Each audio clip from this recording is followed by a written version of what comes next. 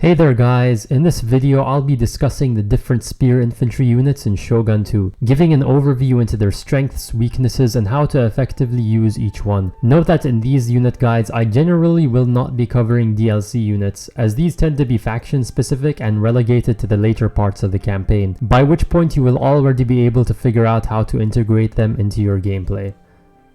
Yari Ashigaru may be cheap and accessible, but they're far from weak. While their morale, melee stats, and armor are poor, they have access to the Spear Wall ability, perhaps the best ability in the game.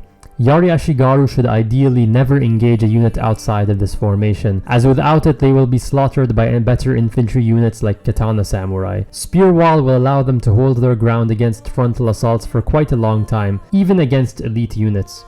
The formation is especially effective when given a height advantage, allowing them to even defeat samurai units single-handedly.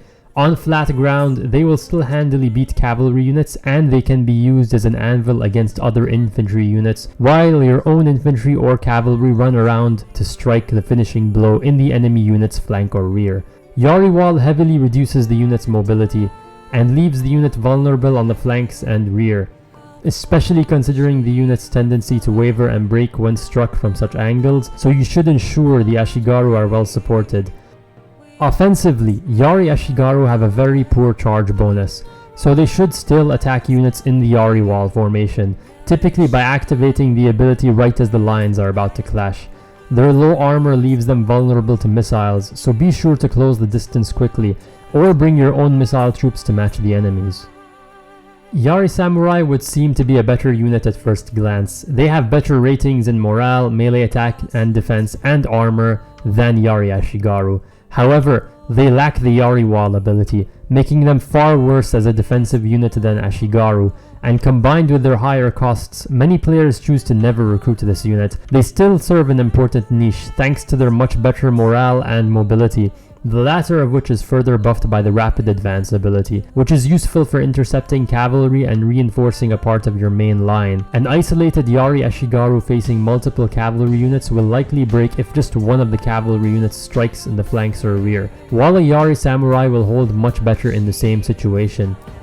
When faced with high numbers of strong cavalry in the later parts of the campaign, Yari Samurai are simply much more efficient and reliable in this role, while Yari Ashigaru should be left to hold the main line against enemy infantry. Naginata Samurai are a jack of all trades. They have decent offensive capabilities and their defense is strong thanks to their high armor. They also boast an anti-cavalry bonus that, while weaker than other spear units, is still respectable. They will beat cavalry and most infantry units in a straight fight, and even sword units will take a good beating before they win. And their high armor makes them ideal for screening your advance, as they are highly resilient to arrows, especially arrows coming from bow Ashigaru. Their major weaknesses are their poor mobility and slow kill rate. They are not as effective at dealing with infantry as Naginata Samurai are, and Yari Ashigaru and Yari Samurai will beat cavalry units more quickly.